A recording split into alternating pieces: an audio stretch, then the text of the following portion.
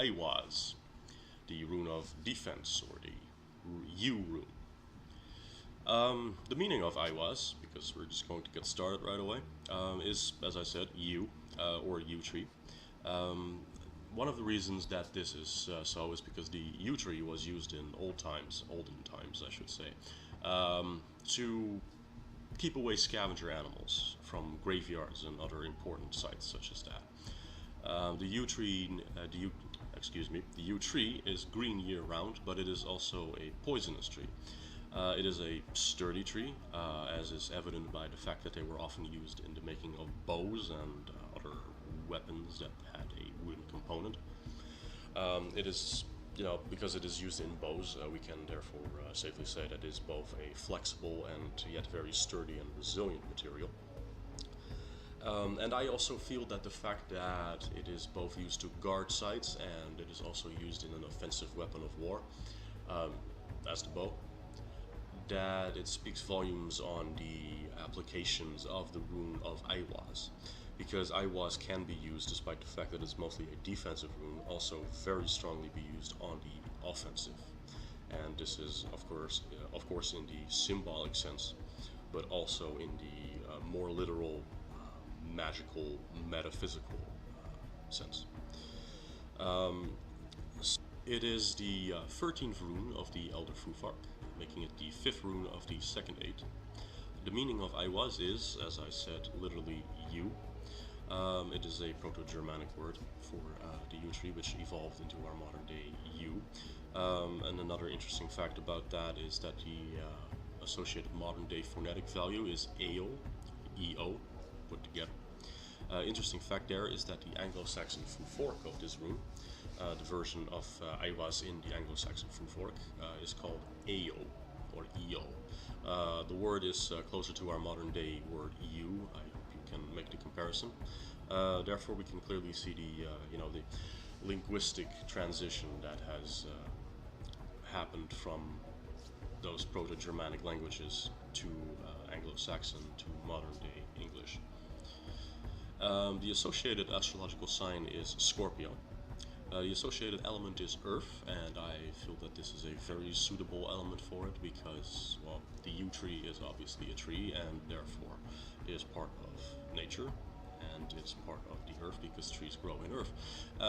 And earth in and of itself as an element is oftentimes very sturdy, very patient, very resilient, flexible when it needs to be, but unbending and unyielding when it needs to be. It's incredibly stubborn. It is also very grounded. It is very down to earth, very straightforward in what it does, and at the same time is also very complex, which may seem, an oxymoron, but is really not, as we will see. Associated god is Euler. Eihwaz has also no reverse due to its shape, only converse. As I said, Eihwaz is the rune of defense, especially in a magical sense, but also in more practical situations for the everyday existence that we find ourselves in when we are not slinging spells left and right. Eihwaz is a patient rune. It will sit as long as it needs to, like a tree that is growing tall, thick, strong, while digging its roots firmly into the earth.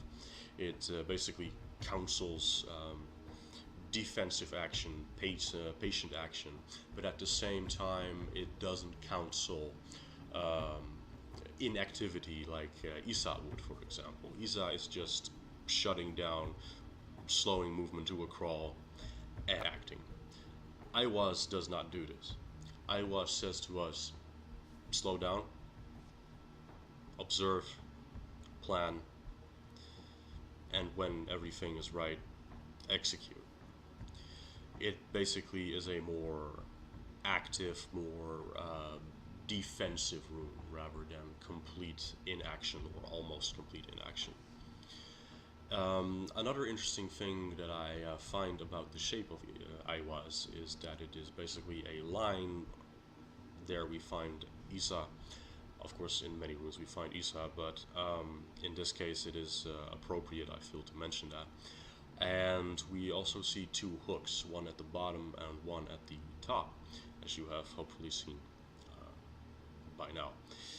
And the bottom hook to me, it basically represents that it is anchoring itself firmly into the ground in which it stands. And the top hook could be used in an offensive way, like a halberd or a volge or a glaive or some other similar weapon that has a hook on it.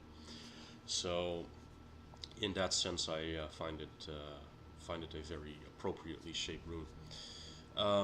Another meaning to the rune Eihwaz is often death or transformation, in a sense, like the death of the old, the beginning of the new, which I feel is a very fitting continuation of the Yira rune, because of the harvest that preludes the winter time. So Ihwaz represents that last vestige of what once was in the old year, it dying in the winter, and then out of that something else comes out. And I feel that this is a very oftentimes misunderstood property of Ihwaz. I mean, if you look online, you'll find people who completely disagree with this death component of Ihwaz. I actually very firmly do believe that it is a integral part of the rune. It is not a death in the literal sense oftentimes, usually not, I would say. It is like the death card in the tarot, which, fun fact by the way, Ihwaz is the 13th rune. The death card is in tarot the 13th card. So that's something to consider. Maybe that's part of where our superstition of the unlucky number 13 comes from. It's like Gabo being the 7th rune in the Elder Futhark, and Gabo being a gift or a kiss or some other positive thing that is given to you. So these are some potential meanings and symbolisms. I do very firmly believe that this transformative and death component to this rune is important to people who I'm assuming are watching this channel, who practice magic, who do divination, who are interested in self-development and that sort of thing. So I feel that this is a very valuable rune, and I dare actually say, and I hope that does not inject too much bias into this, Ihwaz is one of my favorite runes. I use it a lot in spell workings, I use it a lot in all sorts of things, because I find it a very valuable rune. A lot of people fear this component of death, of transformation, and they believe that everything needs to be nice and light and happy and love, and I just don't see things that way. I believe that sometimes we have to just let things go, we have to let things die, we have to let things come to an end sometimes. And again, I believe that this is a very valuable trait of Ihwaz. It is also perhaps no coincidence that in between the time that I made the Yira video and this video that I am currently recording, I lost a pet. The runes have a way of teaching us things when you study them, when you seek to become a rune master, of giving us practical applications for their meanings, shall we say. So it's interesting. This pet had a necrosis in his bladder. The surgeon, who was a 60-year-old man, he had never seen anything like this before. And yeah, I mean, I'm laughing at it now, but obviously I had a period of where I was rather upset about it. But it is what it is. It is me making this video and basically philosophizing about this. It in a way helps process these kinds of things. So Ihwaz, in that sense, also represents a barrier on which hostile or old energies break and dissolve. It is it's something that is a very powerful thing, I feel, to, you know, let old energies, whether they be positive or negative, out every once in a while and have them be put to the test. And if something doesn't make it, then something doesn't make it. If something needs to be let go of, as is the case with the pet, because there's obviously nothing you can do about death, you let it go and you start again after the grieving process is over and after you move on with your life. So, in this sense, I do very much feel that it is a very transformative rune. Anyway.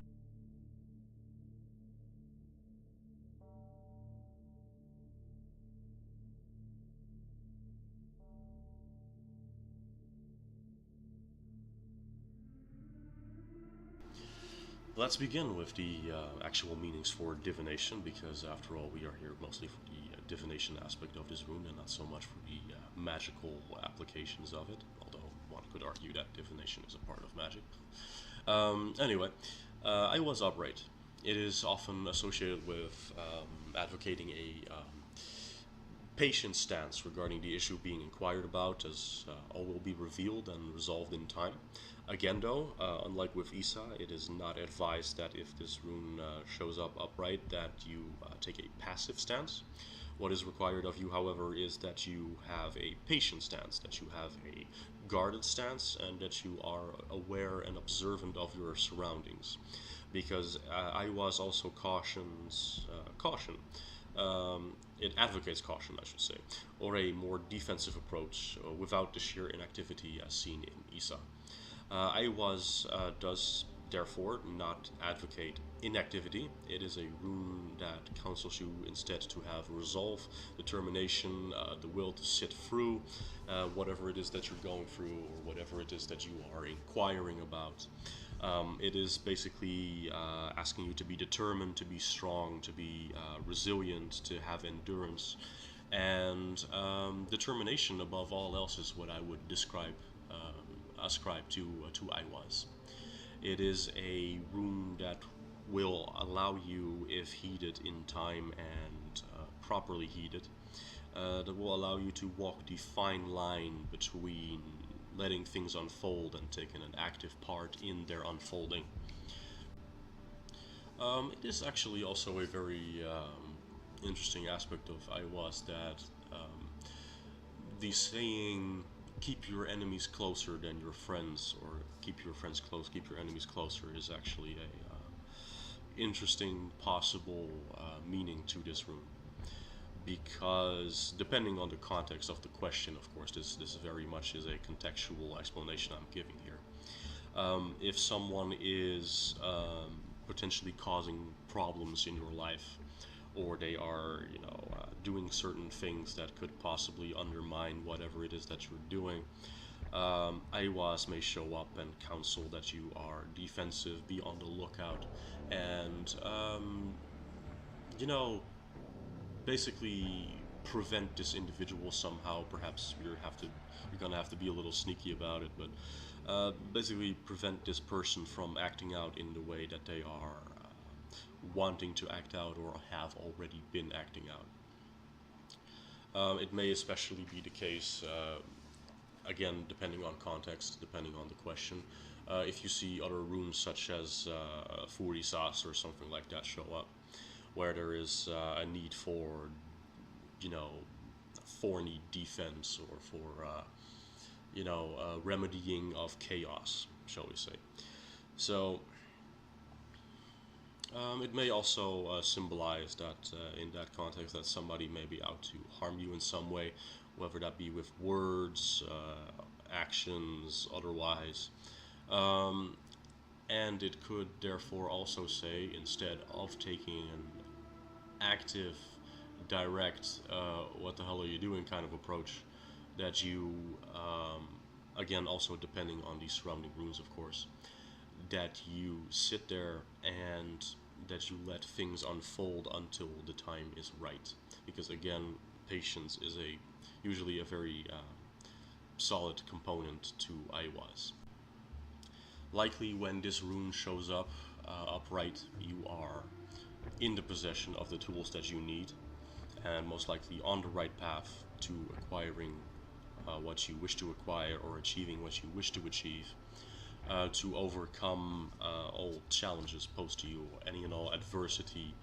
And again, so long as you exercise patience, caution, calm, remain collected, remain authoritative, because no matter what anybody would do to you, if this rune shows upright and you keep going on your path, you don't lose your focus, you keep all these qualities inside yourself, and you display them, then, you know, attacks will break upon your defensive measure like water will upon rock. You are basically a deterrent in your attitude, like the yew tree is to scavengers. If you remain wary of the advice aware of the advice, I should say, of Eihwaz. So an example of Eihwaz upright appearing in one's reading could be that you are not entirely sure that someone is romantically interested in you. They may give you mixed messages, but you may never be quite sure on whether or not this individual is actually interested in you, or if they're just, you know, playfully flirting or playing with you, or, you know, stuff like that. But you also don't wish to assume anything false about them. You don't want to risk making a fool of yourself.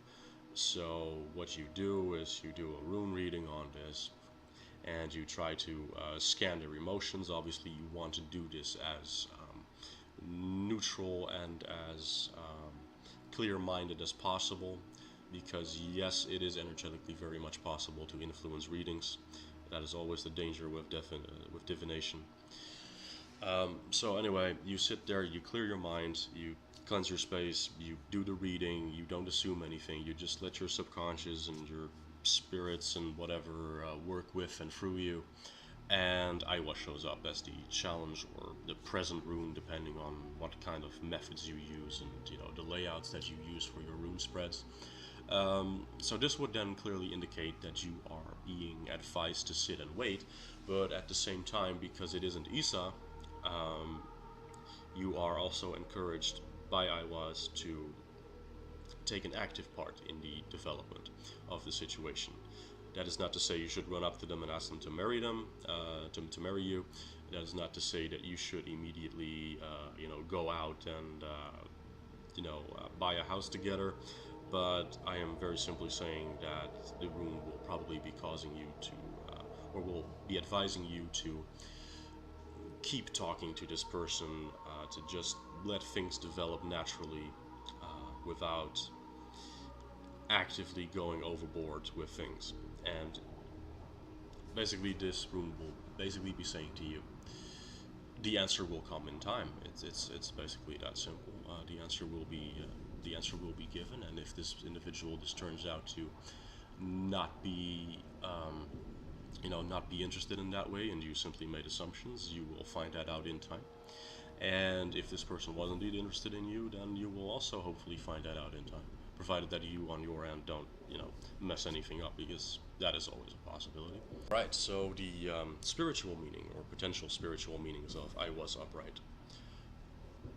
To me, it represents a spiritual and magically very powerful protective force. It is one of my favorite runes. The funny fact is, actually, a lot of my favorite runes involve protection. I've noticed. Algiz is another one that I find very appealing. Ihwaz is another one which encourages, boldness, bravery, stuff like that. And then this is another favorite rune of mine that I find myself use often in my magical workings. Sowilo is another one that I like very much. Urus, those kinds of runes. But anyway, so things in life, they do not always flow as smoothly as you would like them to. That is, things don't always come as swiftly or as naturally as we want them to.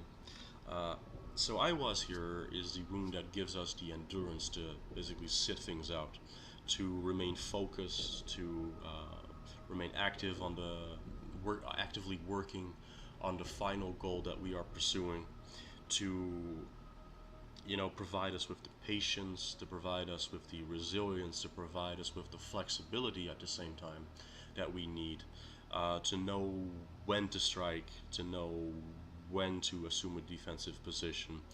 Ihwaz is a very stern, but it is a very balanced teacher at the same time, in that it provides us with the lesson of when to be active, when to not be active, how to balance this, when to dig into the earth and when to strike, as the actual shape of the rune shows. Um, it provides a lesson that sometimes love, light, and peace are just not going to cut it.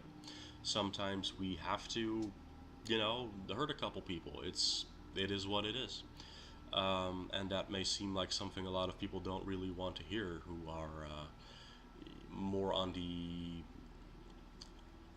I would say, more peace-loving paths. And yeah, I get where you're coming from, but at the same time, life is unfortunately, for those people, subject to nature, and nature is conflict. We grow through conflict, and therefore, I believe that Ihwaz is a very valuable rune in teaching us this. That conflict sometimes is necessary to grow.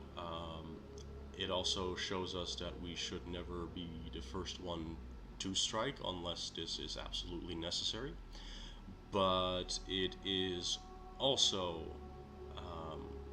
not saying to us that we should feel guilty for striking back if somebody has intentionally harmed us and they show no signs of, you know, of wanting to seek our forgiveness, or that they refuse to apologize for it. Um, it is just not in anybody's favor, really, including that other person that you are striking back against, if you are just going to sit there and take it, because they're just going to keep doing it again and again, and they are never going to learn from it unless somebody takes a stand against them. Light and dark, they are both sides of the same coin, and these form a nice balance. Peace and war, light and dark, love and hate, these are all parts of the world that we live in. Uh, there just is a place for both of these things. And hate does not necessarily have to be a bad emotion. You can hate bad things. You can hate people who rape. You can hate people who, that sort of thing. These things, they are not bad in and of themselves. It is how we use them. It is how we navigate. We navigate through logic. We navigate through emotions, and we need all these things to form a healthy equilibrium, to form a healthy balance.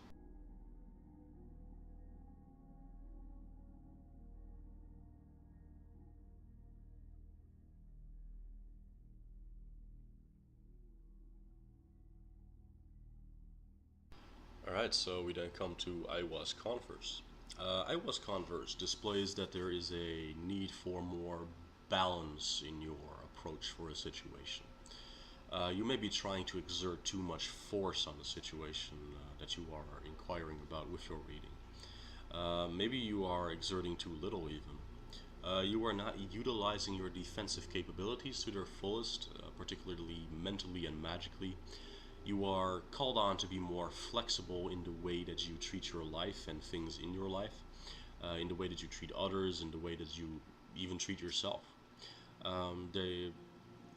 The rune is encouraging you to take your time to work on your magical defenses, to make sure they are up to date, make sure that all you know, your spell work is being properly practiced, that you keep your defensive measures up, that you also obviously make sure that your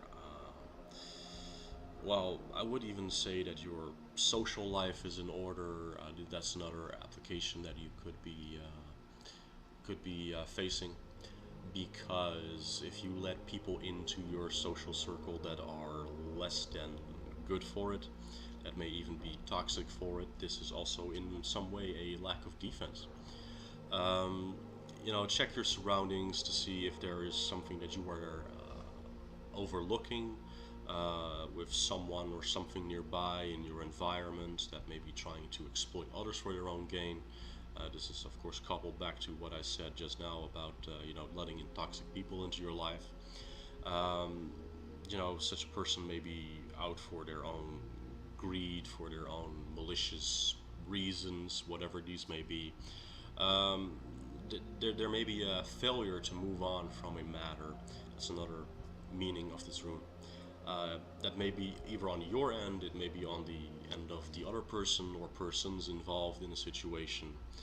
Uh, this may be because you are either refusing to let things go, or they are clinging too tightly to a situation, and either of you are refusing to let things die. This is, of course, a little bit of a lesson in forgiveness as well. It is another thing that basically counsels you to have patience, that counsels you to sit back, that counsels you to observe and properly analyze while keeping a cool head and pointing out the flaws in your life, in the particular topic that you were inquiring about, and basically saying, hey, here's what I'm not really happy with. This is something that could use work, and then you fix it. An example of Ihwaz converse would be that suppose that you are at the end of a relationship and you know in your heart that the relationship is at this point pretty much doomed to fail. Everything has been tried, nothing seems to have worked.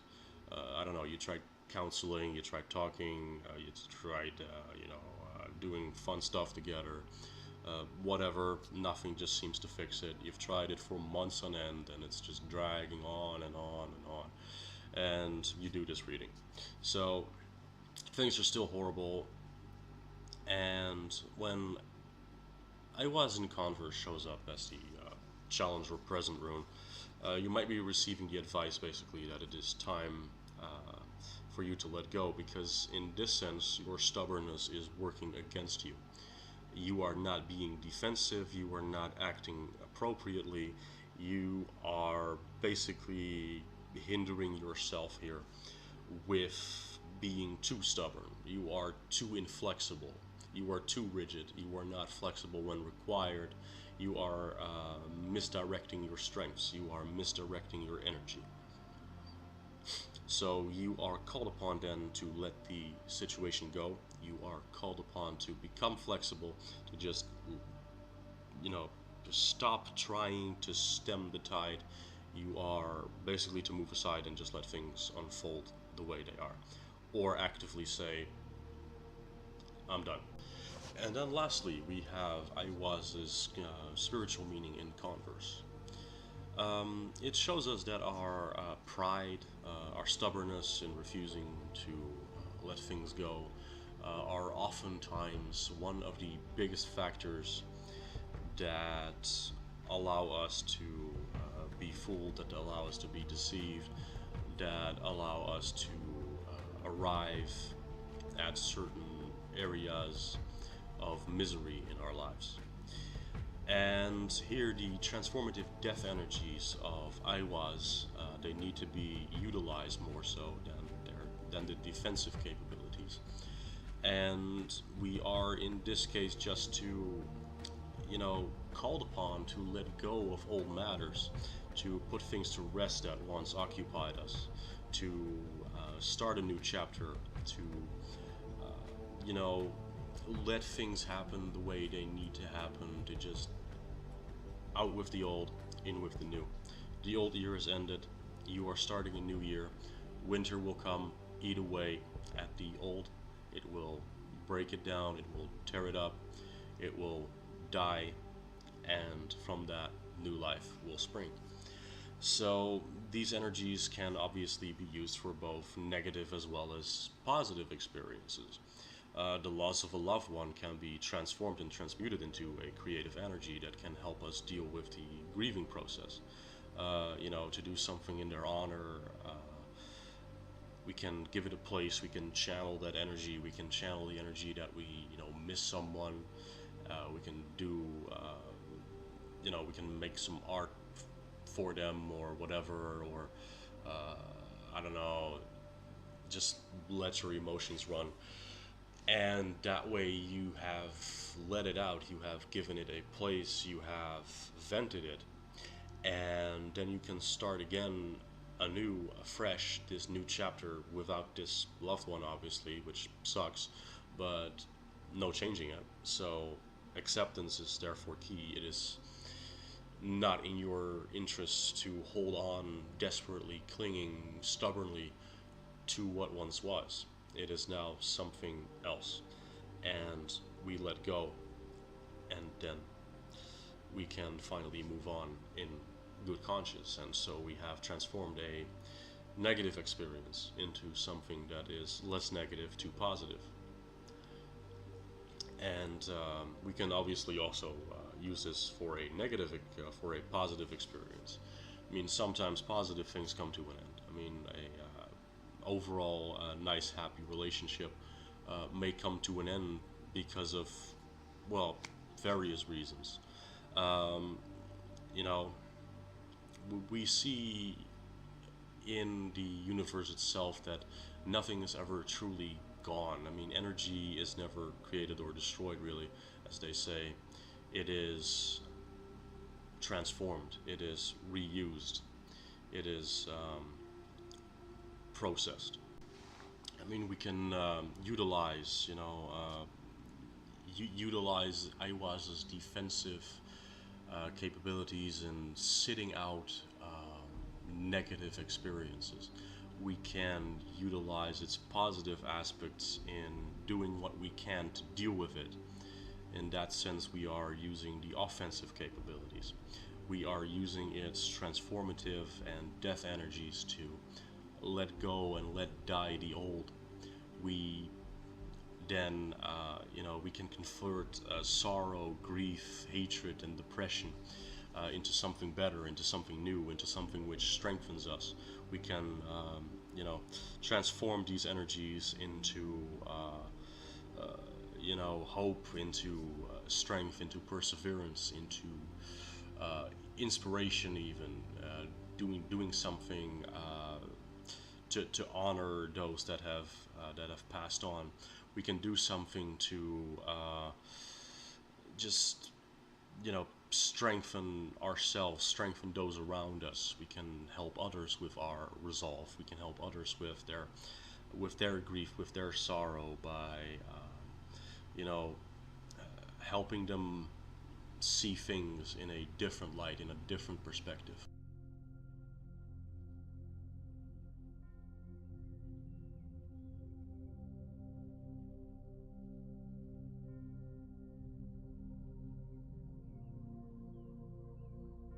So all in all, I would say that Ihwaz is a very comprehensive rune. It is a rune that has a lot of different, applications, a lot of different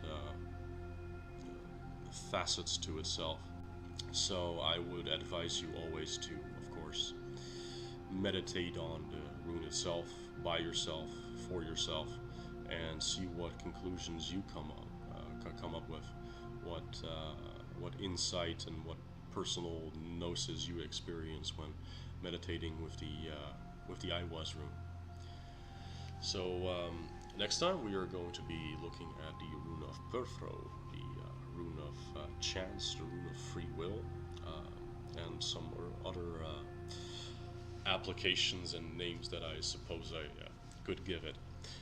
Perfro is a very interesting rune. It is very misunderstood. It is, by its very nature, actually a very vague rune, because